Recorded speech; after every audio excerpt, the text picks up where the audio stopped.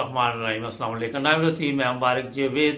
आज नाज़रीन सरफराज नवाज साहब साबिक क्रिकेटर पाकिस्तान नेशनल टीम का हिस्सा थे और काफ़ी प्रोग्राम हमने किए। मैंने सोचा कि आज पाकिस्तान की सियासी सूरत हाल पे बात करते हैं, चलते हैं यूके उनके पास। अस्सलाम वालेकुम सर। वालेकुम सलाम। हाँ जी, क्या हाल है? आजकल तो मेरा ख्याल घर में ही होंगे कोरोना की वजह से। बस जी 10 माह हो गए घर में ही है। बीच अच्छा में एक टीका लगवाने गया था अच्छा। कोरोना का। ठीक। तो बस उसके बाद फिर घर के अंदर ही।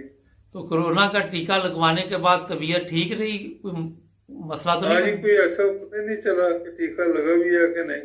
अच्छा। बस ऐसे लोग बातें करते हैं, ये हो गया वो हो जाएगा। कुछ भी नहीं, अल्लाह की मेहरबानी रही है जी। और एक और अभी लगेगा? एक और अपना 6 to 8 weeks अच्छा। जो उन्होंने बताया है। चले, अल्लाह ताला से तंदुरुस्ती दे, महफूज रखे सबको इससे जो वबा आजकल चली आमीन हुई है। आमीन। तो सर ये बताइए कि 10 माह से घर, आप तो घूमने फिरने वाले बंदे थे, तो आपको क्या महसूस हो रहा है आजकल?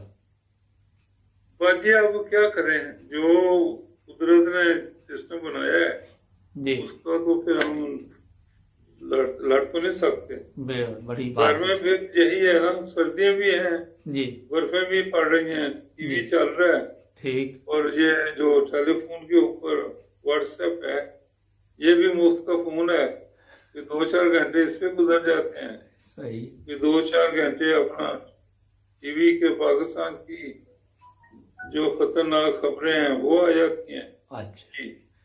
अच्छा, पाकिस्तान की खतरनाक खबरें जो आ रही है, एक तो ये बताइए कि ये सेनेट के इंतखाबात आ रहे हैं और उससे पहले एक नया ड्रामा शुरू हो गया कि 2-3 साल ये लोग सोए रहे, वीडियो मंजर आम पे नहीं आई। तो अब क्या मकसद था इसको लेके आने का? देखें, इमरान खान का तो आपको पता चल ही गया है कि झूठ पे झूठ बोलता है, जी। और उसी ने ये सारा पंडोरा बॉक्स खोला है अच्छा। कि जो पहले तो वो गया अपना सुप्रीम कोर्ट में, फिर उसने सदारती रेफरेंस कर दिया। तो ये सारी चीजें उसने की क्यों है इस वक्त जबकि इलेक्शन अराउंड द कॉर्नर। तो उसमें फिर आप देखें, और इसको सारा पता है कि इसके आदमियों ने पैसे भी बांटे थे, और एक दो इसके जो वहां पे 2008 में 18 में लोग कह रहे हैं जी कि जी पैसे दिए गए थे 1 करोड़ से ज्यादा, और ये उन्होंने कहा रखें अपने इलेक्शन में इस्तेमाल करें सारा कुछ। लेकिन इनके जो दोनों आदमी कैसर और उसके बाद परवेज खटक जी मुकर रहे हैं। अब ये समझ नहीं आती कि ये मुकर रहे हैं, दूसरी तरफ आदमी कह रहा है कि मैंने पैसे लिए हैं।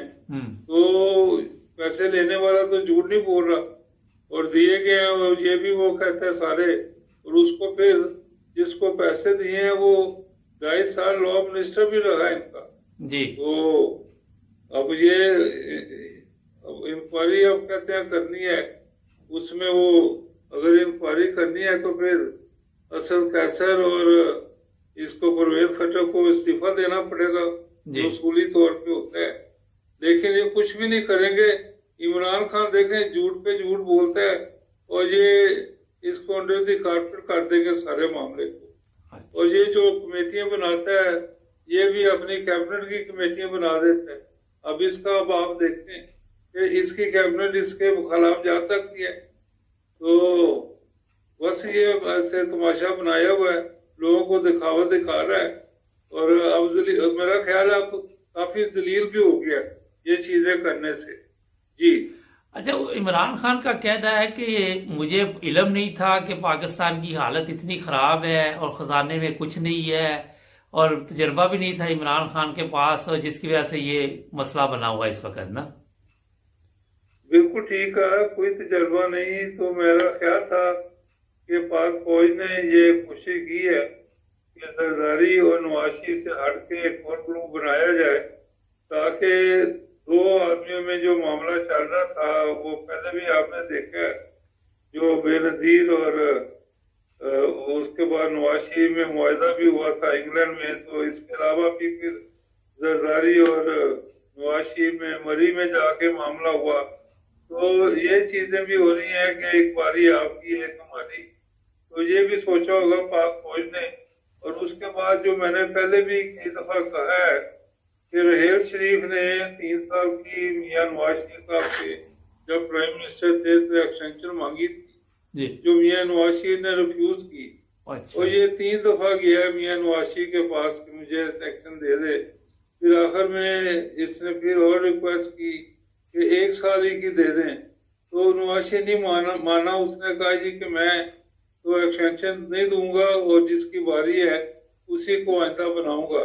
जी। तो ये इसका मामला चला है। तो मेरा ख्याल है कि पाक फौज में इस चीज से रिजेंटमेंट हुई और उसके बाद फिर जो बाजवा साहब को लाया गया, ये नवाज शरीफ ने खुद ही बीज बोया हुआ है। तो उसके बाद वो फिर जो केस पूछ चले इमरान खान और ये सारी चीजें, उससे पहले जो आसम खोसा साहब थे उसने भी नवाज शरीफ के खिलाफ एक केस ऐसा बना दिया और वो जो केस चलता रहा। उसके बाद फिर साकब निसार जो चीफ जस्टिस था, उसके बाद खोसा के बाद उसने, और फिर ये जो जज अरशद है इसने कहा है जी कि मुझे 3 सीनियर फौजियों ने वो प्रेशर डाला, साकब निसार ने प्रेशर डाला, एक और जज था उसने प्रेशर डाला कि मियां नवाज शरीफ को हर सूरत 14 साल की कैद देनी है दोनों केसों में। बहरहाल वो तो फिर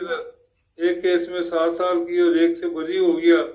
तो ये सारी चीजें तो आपके सामने, एक जज ने टेप्स भी मौजूद हैं, जज अरशद मरहूम, और उसको पता नहीं किस तरह से कोरोना की जद में आके कहते हैं कि ये 1-2 दिन में ही इस्लामाबाद फौत कर दिया है। तो मुझे तो लगता है ये कत्ल हुआ है। उसके भाई ने जो एडवोकेट है उसने भी कहा कि ये कत्ल किया गया इसे। तो ये सारी चीजें तो आपके सामने पाक फौज ने, और उसके बाद जो झूठ बोले गए हैं वो साकब निसार ने हर किस्म का झूठ इमरान खान का एक्सेप्ट किया है। तो उसके बाद नवाज शरीफ के जो सच्ची बातें भी हैं उसको भी उसने झूठ करके अपना कंडेम कर दिया। तो ये सारी चीजें अब चली हैं।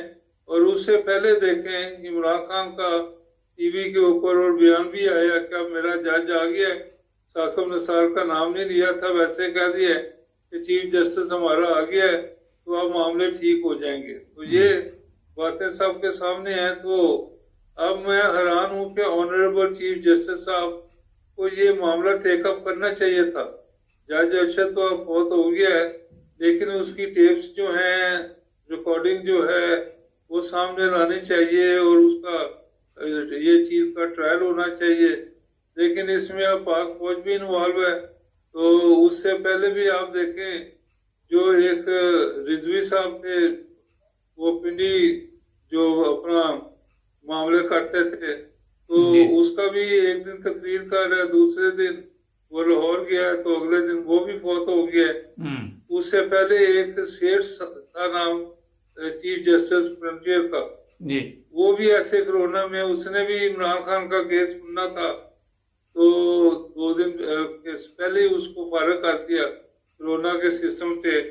और ये जो आपका रिजवी था इसने तो ऐलान किया था कि पाक फौज ने मुझे पैसे दे के तो फिर ये मामला तय किया कि ये आप अब ये मामला खत्म कर दें तो आप घर जाएं। तो ये सारी चीजें जो हुई हैं इसमें तो मैं कहूँगा कि 100% पाक फौज का कोई ना कोई शराकत तो है। उसके अलावा आप देख लें जनरल कयानी की जो दुरानी की जो किताब है उसमें पाक फौज के जो चीजें लिखी हुई हैं वो क्या कुछ नहीं है। उसके बाद फिर हमीद गुल ने जो IGI बनाई, इलेक्शन रिगिंग कराई, और उसके बाद फिर जनरल पेग ने पैसे बांटे, असगर खान केस में वाजिदा चीजें आ गई। अदालत में भी जनरल पेग ने मान लिया कि हमने पैसे बांटे थे। और इजाजुल हक का भी बयान आप देख लें, इमरान खान का भी देख लें कि उन्होंने दोनों ने कहा कि ख्वाजा आसिफ इलेक्शन हार रहा था अभी, तो उसने जनरल बाजवा साहब को फोन किया कि मेरा इलेक्शन आ रहा है, इसको जिताएं। तो फिर वो जीत गया इलेक्शन। तो ये देखें पाक फौज की तो 100% इसमें अमल दखल रहा है। अयूब खान से लेके अब तक देखें, यहिया खान के अलावा बाकी तमाम इलेक्शन रिगिंग और लाइकिंग डिसलाइकिंग पे फौज की हुई है। यही कहते हैं पाकिस्तान में कि ऊपर अल्लाह है और नीचे पाक फौज है पाकिस्तान में, इसके अलावा कुछ नहीं हो सकता जी। लेकिन पाक फौज के आपने चंद दिन पहले बयान सुना है कि वो कहते हैं कि हम सियासत में दखल अंदाजी नहीं करते ना। ये देखें, मुझे अफसोस की बात है ये कहना पड़ रहा है कि ये बार बार, अभी तो इफ्तिखार साहब थे मेजर जनरल, उन्होंने आके ये बयान दिया, लेकिन उनको शर्म आनी चाहिए। दुरानी की किताब पढ़ लें, उसके बाद जनरल बेग का अदालत का बयान देख लें, उसके बाद फिर अपना अजादुल हक और इमरान खान का बयान देख लें कि पैसे दिए गए हैं और फिर इलेक्शन जिताया है ख्वाजा आसफ को, और ये सारी चीजें देखें ना तो फिर मुझे नहीं समझ आती कि ये पाक फौज के ये जो ISPR के आदमी कैसे आगे ये दिलदार दलेरी के साथ इस तरह झूठ बोलते हैं कि हमारा कोई दखल अमल ही नहीं है। दखल अमल तो सबके सामने अदालतों में बयानात मौजूद हैं। अमीर पुल का IGI बनाना, पैसे बांटना और जनरल बेग का पैसे जाके बांटना। और उसके अलावा मैं आपको ये भी बता दूं कि 86 में जब बेनजीर साहबा पाकिस्तान आई हैं जी, तो इतना बड़ा उनका जुलूस और जलसे हुए हैं कि पाक फौज घबरा गई थी। और जब ज़ियाउल हक फौत हुआ है तो उसके बाद एक ब्रिगेडियर ने मुझे ISI के यहाँ ISI की बिल्डिंग को पारा में बुलाया और उसको चूंकि पता था बेनजीर से हमारा करीबी तल्लक है, तो उसने मुझे कहा कि देखें, अगर बेनजीर प्राइम मिनिस्टर बनना चाहती है तो पाक फौज से दोस्ती करे, पाक फौज के खिलाफ बयान ना दे और उसको बता दें कि without the consent of the army पूरे मुल्क में सुई नहीं हिल सकती। तो अगर उसने प्राइम मिनिस्टर बनना है तो ये मैसेज उसको कन्वे कर दें।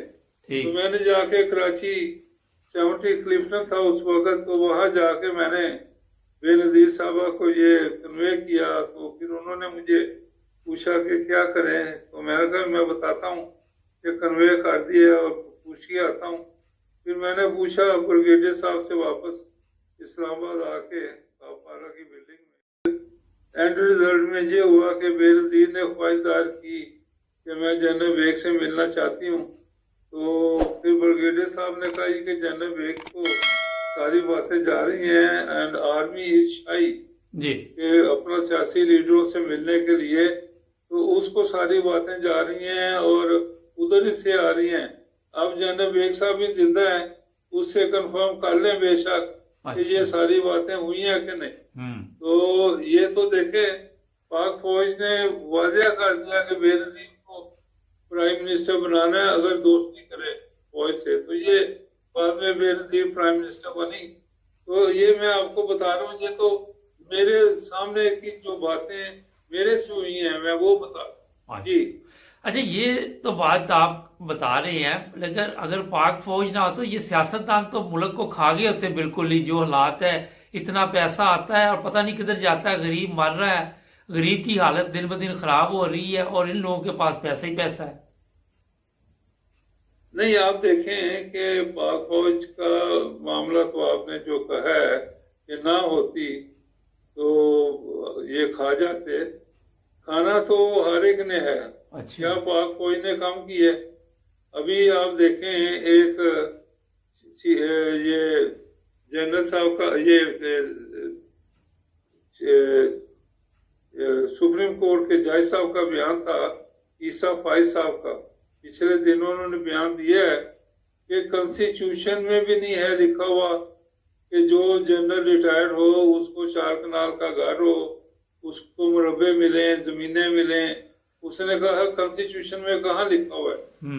तो ये मैं भी पूछना चाहता हूँ कि इनको अगर देते हैं तो जो प्लेयर्स वगैरह जिन्होंने पूरी दुनिया में नाम पैदा किया हुआ है उनको कुछ नहीं मिलता। अब आप देखें कि कई प्लेयर बगैर दवाई के मर गए बेचारे, उनके पास पैसे नहीं, दवाई खाने के। और इधर जो पाक फौज ने क्या अपना इन्होंने किया, अभी भी आप देखें कि जो जवान है वो अपना कुर्बानियां दे रहे हैं, शहादतें दे रहे हैं। जनरल साहब तो बैठे हुए दफ्तरों में मौजें कर रहे हैं। तो ये भी मैं कहूँगा कि ये भी मामला खत्म करना चाहिए। और ये जो हमारे जवान जिनके छोटे छोटे बच्चे हैं और यंग अपना इनकी बेगमात हैं, उनकी क्या गलतियां हैं कि उनको आप कुर्बान कर रहे हैं। आप अफगानिस्तान की खातिर ये सारा कुछ कर रहे हैं और उसके बाद कश्मीर की अगर खातिर कर रहे हैं तो कश्मीर तो इमरान ने दे दिया हुआ है अपना मोदी को, और उन्होंने कब्जा करके कॉन्स्टिट्यूशनली उन्होंने अपने इंडिया के अपना नक्शे में डाल लिया है। उसमें पूरी दुनिया में कोई नहीं बोला। अभी आप देखें म्यांमार का मामला जो हुआ है तो उसमें तो बाइडेन ने किस तरह, और दुनिया से अपीलें हो रही हैं कि पाबंदियां लगा दें, ये कर दें, लेकिन कश्मीर के ऊपर कुछ नहीं। ये failure of prime minister Imran Khan का है कि इसने कुछ इसके बारे में बात नहीं निकाली। और कश्मीरियों के ऊपर जुल्म और जो रेप हो रहे हैं, कत्ल किए जा रहे हैं, शहीद किए जा रहे हैं, उनको घरों से गायब किया जा रहा है, इसके ऊपर क्या किया? ना पाक फौज ने इसके ऊपर कोई बोले हैं। और बशर्ते कि जब उनका एक फौजी पकड़ा था पायलट तो उसको एक दिन में वापस कर दिया। ये भी कभी हुआ है कि प्राइम मिनिस्टर कहे नहीं जी एकदम, और उसके बाद फिर इमरान खान दुआएं मांग रहा है कि मोदी इलेक्शन जीत जाए तो कश्मीर हमें मिल जाएगा, इंडिपेंडेंट हो जाएगा। तो ये आपके सामने इनकी ना कोई पॉलिसी है ना कुछ है। अब कश्मीर के ऊपर कोई पॉलिसी आज तक आई नहीं है, ना इन्होंने बताई है। बस जीर बना लो, जलसे कर लो, तकरीरें कर लो, इसके अलावा कुछ भी नहीं है। और उसके बाद देखें फॉरेन ऑफिस का मामला देख लें कि और इमरान खान का जब से आया है यूएई आपसे नाराज हुआ है। उन्होंने भी अपनी जो पाकिस्तान के कुछ जो लोग जाते थे वो भी बैन कर दिए हुए थे। उसके बाद फिर आप सऊदी अरेबिया का देख लें, इतना पुराना पाकिस्तान का तल्लक और शुरू से इतनी मोहब्बत आपस में कि हमें शुरू से सपोर्ट करते रहे हैं। लाखों पाकिस्तानियों को 16 लाख पाकिस्तानी वहां पे नौकरियां कर रहे हैं। पाकिस्तान अपना अरबों डॉलर भेज रहे हैं। और उसके बाद यूएई से भी, वो भी दोनों नाराज हो गए हुए हैं। और उसके बाद अमेरिका देखें आपको मुंह ही नहीं लगा रहा। अभी कुछ 2-4 दिन पहले की बात है कि मोदी को बकायदा फोन किया बाइडेन का, बातचीत हुई है। उससे पहले बाइडेन ने कोई 20 आदमी इंडियन ओरिजिन के जो अमेरिकन है उनको अपनी मुशावरती कमेटी में डाला है, और 2 उन्होंने कश्मीरी डाले हैं जो कश्मीर के हैं, एम बोर्न इन अमेरिका। और पाकिस्तानी एक आदमी भी नहीं आया। और ना ही इमरान खान को उसने 3 माह से इसने रिक्वेस्ट की हुई है मुबारकबाद देने की, सलाम दुआ ही नहीं की, मुंह ही नहीं लगाया। ये पाकिस्तान का हाल इमरान ने कर दिया है। गरीब आदमी बेचारा मर रहा है, बीवी बच्चों को वो नहरों में नदियों में फेंक रहे हैं, कत्ल कर रहे हैं, खुदकशी हो रही है, भूख है, इतने गुर्बत हो गई है। तो ये आप सारी चीजें देख रहे हैं, पाक फौज भी देख रही है और वो भी खामोश है। तो ये जो मामले चल रहे हैं इसमें ये गुर्बत और ये सारी चीजें, दूसरी तरफ अगर आए तो जितने इसके रुपकार हैं वो अरबों रुपए समेट रहे हैं। और सारी चीजें अखबारात, टीवी हर जगह पे चलती है, लेकिन कुछ नहीं। और उसके बाद जो इसने मीडिया के ऊपर कंट्रोल कर दिया है और वो कई लोगों के ऊपर बैन लगा दिया है कि अगर इमरान के खिलाफ या इनकी हुकूमत के खिलाफ कोई बात करेगा तो उसको चैनल को भी बैन कर देते हैं और उसको अपना बोलने वाले को भी बैन कर देते हैं। ये तो देखें मुल्क में हालात हैं। इससे तो बेहतर था मुशर्रफ के दौर में, जियाउल्लाह के दौर में, या जो भी दूसरे आए, इतनी पाबंदी कभी नहीं हुई। नवाशी के दौर में कर लें, जरदारी के दौर में कर लें, कभी इतनी पाबंदी नहीं हुई कि आप मीडिया को आप खत्म कर दें और जो आप चाहें वो ही बोला जाए। तो मैं ये कहूंगा कि ये सारा कुछ क्या हो रहा है। और उसके बाद अब ये कहेंगे कि पाक फौज, अगर हम बात करें तो कहते हैं फौज के दुश्मन है। फौज के हम कैसे दुश्मन है? हमारी जान पाकिस्तान के लिए हाजिर है। मैं आपको बताऊं, जी 65 में जब वॉर हुई तो मैं 16-17 साल का था। जी तो मैंने भी घर से एक डंडा निकाला, साइकिल निकाली कि मैं वाघा बॉर्डर पे जाना है लड़ने। तो उसके बाद अयूब खान ने एक तकरीर की, ऐसी जानदार तकरीर थी कि हर पाकिस्तानी का जज्बा इतना उभर गया कि बर्दाश्त नहीं थी कि जहाज करने निकलना है। तो उसके बाद अब अभी आप ये कहें कश्मीर के लिए ये पाक फौज लड़े ना अपना जनरल, और मुझे भी कहें, मैं सबसे पहले पाक फौज के जनरलों से सबसे पहली साहब में खड़ा हूँगा लड़ने के लिए। ये कैसे कहती है कि हम पाक फौज को क्रिटिसाइज करती है? पाक फौज अपनी क्रिटिसिज्म खुद लेती है, और इसके ऊपर इनको चाहिए कोई अपना कश्मीर के ऊपर पॉलिसी अवाम के सामने लेके आए, वरना लोगों को और नौजवानों को और ये शहीद जो हो रहे हैं, और उसके बाद अफगानिस्तान से आपने क्या लेना है? मुझे ये समझ नहीं आती कि अफगानिस्तान के बीच में घुसते हैं ये जाके। कभी इमरान खान जाता है, कभी अफगानिस्तान के लोग मिलने आते हैं, तालिबान आ जाते हैं। और भाई जियाउल हक ने जो आपका मुल्क तबाह कर दिया है, अमेरिका ने आपका मुल्क तबाह कर दिया है, और आपको मिला क्या है? सिवाय अपना जंगजू जो मुखालिफ शहरों मुल्कों से आते हैं वो आके लड़ते हैं। कोई दाइश आ गया, कोई तालिबान आ गया, कोई कुछ आ गया। तो ये जब आपको पता है कि अमेरिका ने ही तालिबान बनाए हुए हैं, तो वही आपके खिलाफ लड़वा रहे हैं। तो अब अफगानिस्तान का पीछा छोड़ें, अपने बॉर्डर की हिफाजतें करें। पाक आर्मी पूरी दुनिया में मशहूर है, one of the best army, और हमारे आर्मी जंगजू हैं, जबरदस्त किस्म के लड़ाके हैं। और उसके बाद मैं कहता हूं कि इंडिया की आर्मी थर थर कांपती है पाकिस्तान का नाम सुन के। इवन इसराइल का अब आप देख लें कि इसराइल का भी एक डर है कि पाकिस्तान की फौज से वो डरते हैं और किसी से नहीं। तो मैं ये कहूंगा कि पाक फौज जिंदाबाद है, और पाक फौज को चाहिए कि बॉर्डरों के इर्द गिर्द जो बाड़ लगानी है वो मुकम्मल करें, और मुल्क के अंदर हालात ठीक करें। जो लोग खुदकुशियां कर रहे हैं, गुर्बत से मार रहे हैं, बीवी बच्चों को मार रहे हैं, उनकी हिफाजत करें।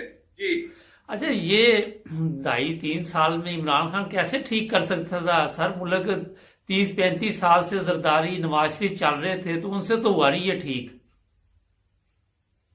नहीं जी, ये तो ऐसे बातें हैं। ठीक होना तो अब नवाशी के दौर में इतनी गुर्बत तो नहीं थी, जरदारी के दौर में इतनी गुर्बत तो नहीं थी। कितने पैसे उन्होंने लिए हैं कर्जा। इन्होंने तो, इमरान खान ने तो उनसे 18-20 हजार गुना ज्यादा कर्जा ले लिया, और सारे आदमी बाहर के लगा दिए आके। कभी ये कहता है कि फॉरेन आदमी जो आएगा ये इसका मरना जीना पाकिस्तान में हो, इसकी हर चीज पाकिस्तान में हो। तो ये सारे बाहर क्या आ रहे हैं, सेनेटर बना रहा है, कुछ कर रहा है।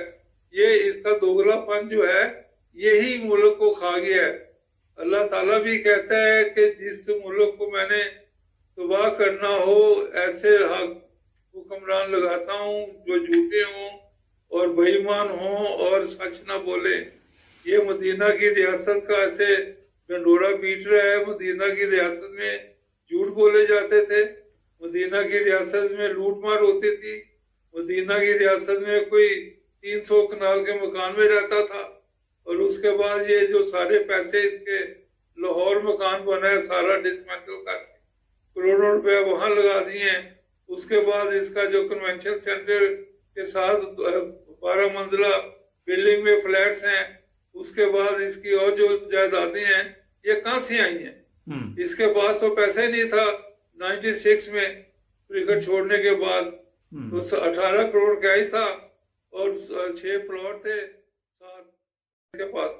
अच्छा, एक बात बताएं सर, एक बात बताएं, आप भी क्रिकेट खेलते रहे हैं, इमरान खान भी क्रिकेट खेलता रहा है, तो आपके पास भी इतनी दौलत है वहां पाकिस्तान में? नहीं जी, उस जमाने में तो इतनी दौलत नहीं थी। अच्छा। उसके बाद आई है जब ये पीएसएल शुरू हुआ है या आईपीएल, या उसके बाद जब ये लेटर ऑन हुआ है कि ये जो ऑस्ट्रेलिया में कैरी पैकर आया है, जी। तो उसके बाद फिर काउंटी वालों ने भी काफी पैसे बढ़ा दिए हैं। अच्छा। ये सारा देखें, मैं जब क्रिकेट शुरू किए ना, जी। तो उस वक्त प्लेयरों को 15 रुपए रोज मिलते थे। अच्छा। तो अब आप सोचें 15 रुपए रोज और अब 15 लाख रुपए रोज के हैं। तो अच्छा। इस तरह की ये चीजें चल रही हैं। जी। तो बहरहाल हम खुश हैं, कम अज कम हमें ये तो अपना है ना फख्र कि हम पाकिस्तान से खेले हैं, पाकिस्तान का कोड डालते रहे हैं, और पूरी दुनिया में जहां जाते थे उनको पाकिस्तान का पता ही नहीं था। अच्छा। वो जब हमारा देखते थे टीम आई है खेलती है, तो कई लोग कहते थे कि हमें पाकिस्तान का पता ही नहीं। अवाम कहती थी we only came to know when the team arrived in our country. तो पाकिस्तान भी कोई मुल्क है, पाकिस्तान के भी, ये मैं आज से 30-40 साल पुरानी बात कर। अच्छा तो सर, ये आप देखें जी, कि पाकिस्तान का नाम जहांगीर खान ने, इस तरह दूसरे हॉकी प्लेयरों ने ऐसे ऐसे रोशन किए हैं, इनको क्या मिला है? कुछ भी नहीं। अच्छा, तो ये पाक फौज के जो अपना रिटायर्ड हो जाते हैं, इनको बावर्ची मिला हुआ है, इनको घर में ड्राइवर मिला हुआ है, इनको जमीनें मिली हुई हैं, इनको क्या कुछ नहीं मिला हुआ। अच्छा ये सर, मेरा ख्याल है कि बंद करना चाहिए। जी सारी उम्र ये तनख्वाहें ले रहे हैं, जी, तो बस ठीक है जी। अच्छा, ये पिछले दिनों एक सर्वे हुआ है, सोशल मीडिया पे न्यूज चल रही थी कि इंसाफ अदल के मामले में पाकिस्तान 123वें नंबर पे आया है, बेल्जियम पहले नंबर पे आया है। किस चीज में? ये जो अदालतों में केस होते हैं इंसाफ के ऊपर ना, यानी कि मैं समझा नहीं। एक सर्वे किया गया है कि जो पाकिस्तान है वहां का अदालती निज़ाम जो है वो 123वें नंबर पे आया है, जो इंसाफ की हालत है वहां पे। अच्छा अच्छा। और बेल्जियम पहले नंबर पे आया है। पाकिस्तान पहले नंबर पे आया? नहीं, पाकिस्तान 123वें नंबर पे। 123 पे बता दिया ना आपने। तो यही मैं कह रहा हूँ कि ये पाकिस्तान में तो मशहूर है ना जी। मैं भी कई केस लड़े हैं क्रिकेट बोर्ड के खिलाफ, ये वो। तो उस वक्त फिर दूसरी चीजें भी हुई हैं, डेफर्मेशन के मेरे खिलाफ। तो अल्लाह की मेहरबानी से ये तो वैसे तो वहाँ कहते हैं कि जज की बजाय वकील जो है वो खरीदे। नहीं, वकील की बजाय जज खरीदे। वकील जी, वकील की बजाय जज खरीदे, ये कहते हैं।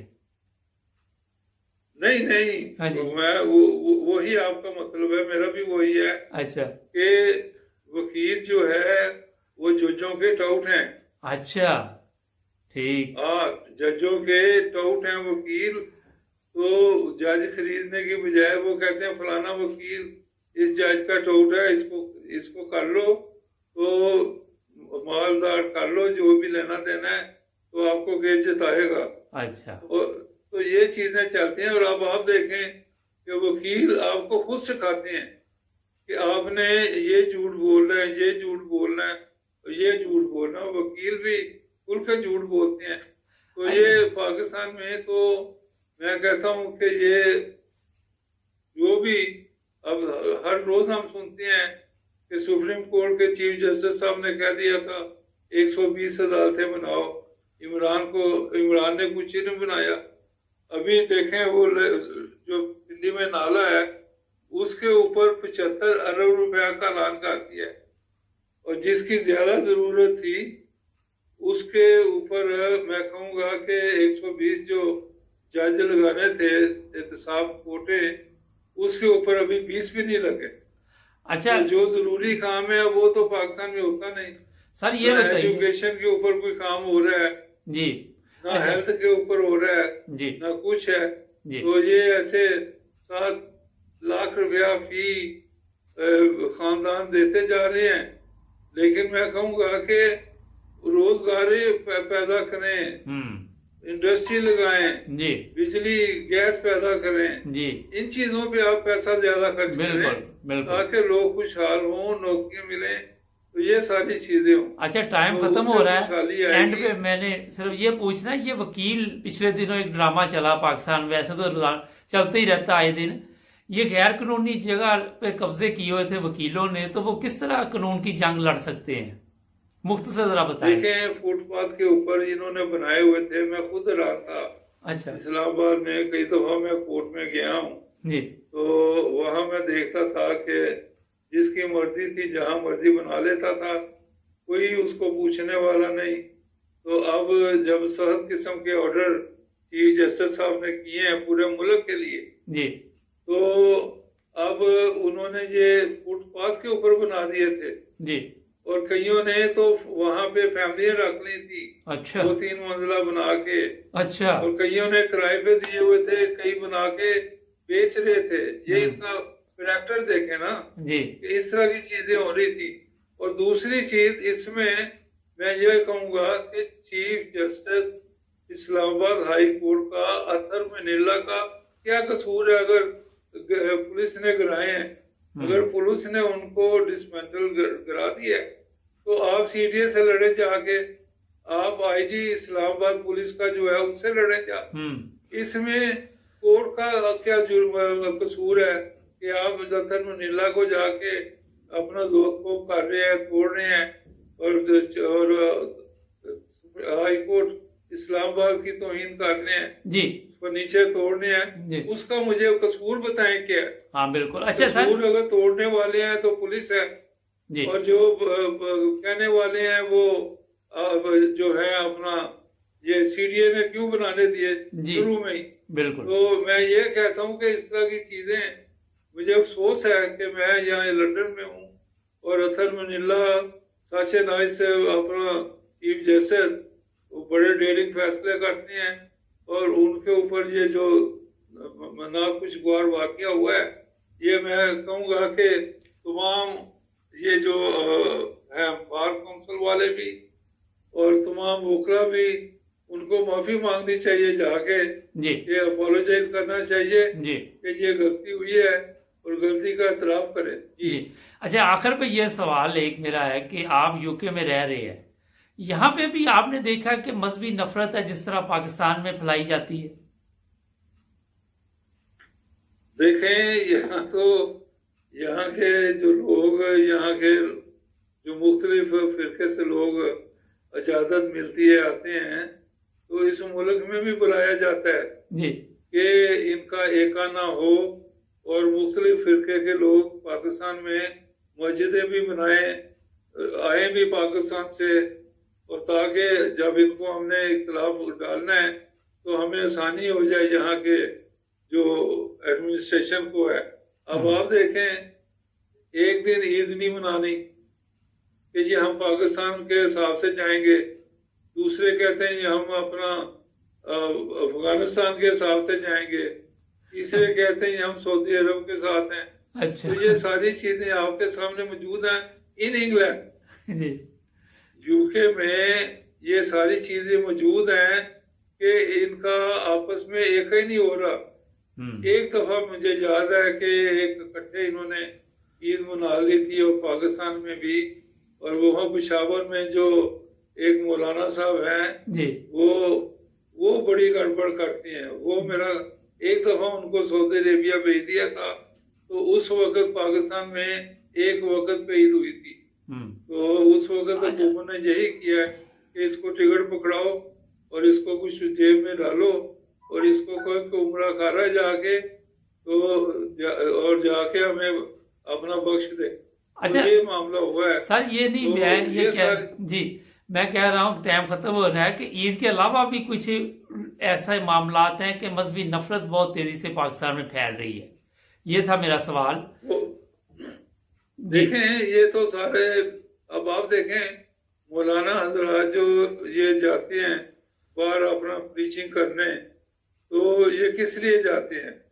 और ये मुख्तलिफ फिरकों के आपस में मुकाबले पड़े हुए हैं, पाकिस्तान में भी और बाहर के मुल्कों में भी। मुख्तलिफ फिरकों के लोग घरों के ऊपर नौक काटते हैं, और अगर कोई घर वाला बाहर ना निकले तो उनके ऊपर ताने देते हैं कि आप काफिर हो गए हैं। अच्छा तो ये प्रीचिंग वाले जो इस तरह की हरकतें करते हैं।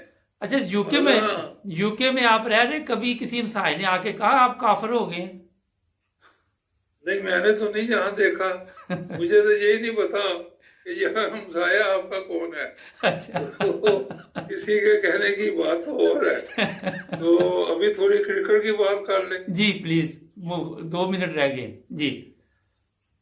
हाँ जी, ये क्रिकेट का तो मैं ये कहूंगा कि साउथ अफ्रीका ने जो थर्ड ग्रेड टीम भेजी है जी। उससे भी इनको मुश्किल पड़ गई है बड़ी। अच्छा और उसके बाद मैं ये कहूंगा कि बाबर आजम की जो कप्तानी है वो तो अंडर क्वेश्चन आ गई है जी। और मेरा ख्याल है कि अगले टूर के ऊपर जो साउथ अफ्रीका का है जी वो रिजवान को कैप्टन बनाना चाहिए, क्योंकि ठीक आखिरी जो मैच हमने देखा है, जी जो पहला मैच था एक T20, उसमें रिजवान ही कप्तानी कर रहा था। तो बाबर आजम को तो अभी इज टू यंग, जी उसके खेल को भी फर्क पड़ रहा है।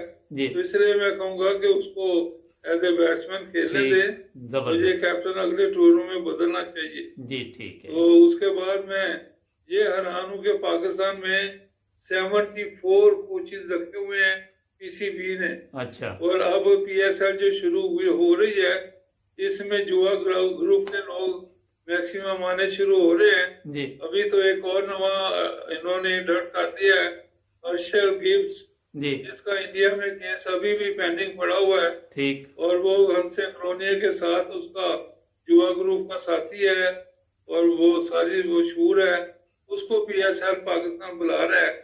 और इस तरह एक और जुमरिया मैं कहूंगा कि जुआ ग्रुप का पाकिस्तान में आ जाएगा। इससे मैं कहूंगा कि ये पीएसएल जो जुआ ग्रुप चल रहा है, इसके ऊपर हुकूमत को बैन लगाना चाहिए। ठीक लेकिन एहसान मानी और इमरान खान ये खुद जुआ ग्रुप के आदमी है। जी इमरान खान ने तो अपनी किताब में लिखा है कि मैं जुआ करता रहा हूँ ठीक। और मैं अच्छा लोगों को पैसे जिताता सर, बड़ी रहा। माजरत के साथ वक्त ख़त्म हो गया। नाज़रीन, सरफराज नवाज साहब पाकिस्तानी जो क्रिकेट टीम थी उनका हिस्सा रहे हैं माशाल्लाह। आज उन्होंने बहुत टाइम दिया। आपका सर बहुत शुक्रिया, आपने 9 ब्रदर्स टीवी को टाइम दिया। जुड़े रहे 9 ब्रदर्स टीवी के साथ। मिलेंगे अगले प्रोग्राम में। सब्सक्राइब भी कर ले हमारे चैनल को। अल्लाह हाफिज़। ओके जी, अल्लाह हाफिज़।